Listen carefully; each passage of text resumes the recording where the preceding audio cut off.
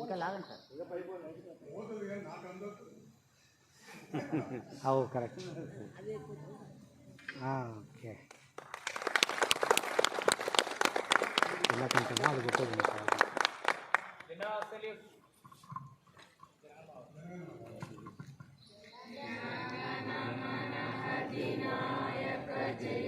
మీ అందరికీ తెలంగాణ దశాబ్ది ఉత్సవ శుభాకాంక్షలు తెలియజేస్తున్నాను. ముఖ్యంగా మన పాఠశాలలో ఈ సంవత్సరము ఒక 2 ముఖ్యమైనటువంటి అంశాల్లో మనము విజయాన్ని సాధించినట్లున్నాం. ఒకటి, దాదాపు అంటే మా ఉపాధ్యాయ బృందం నుంచి విన్నటువంటిది ఏమిటంటే, దాదాపు ఒక 10 సంవత్సరాల నుంచి ఎదురు చూస్తున్నటువంటి కళ ఈ సంవత్సరము సాకారమైంది.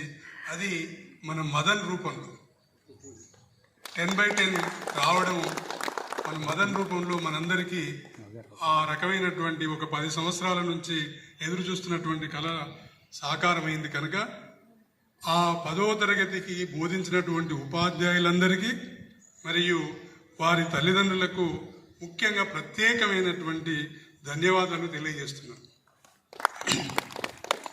ఎందుకంటే వాస్తవంగా ఈరోజు టౌన్లో అంటే గద్వాల జిల్లాలో వచ్చినటువంటి 10వ తరగతి రిజల్ట్ కన్నా మన స్కూల్ రిజల్ట్ కాస్త వెనుకనే ఉన్నది.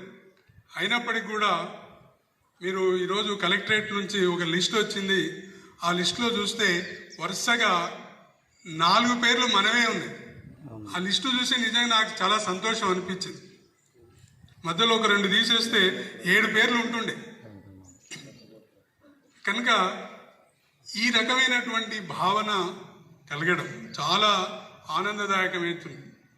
నాకు నిజంగా కూడా నేను గద్వాలకు రావడం కొంచెం ఇబ్బంది అనిపించినా, బాధ అనిపించినా, మా స్కూల్ అయ్యా 10/10 వచ్చింది అని చెప్పుకోనికి నేను నిజంగా కూడా మహబూబ్నగర్లో గర్వపడుతున్నాను.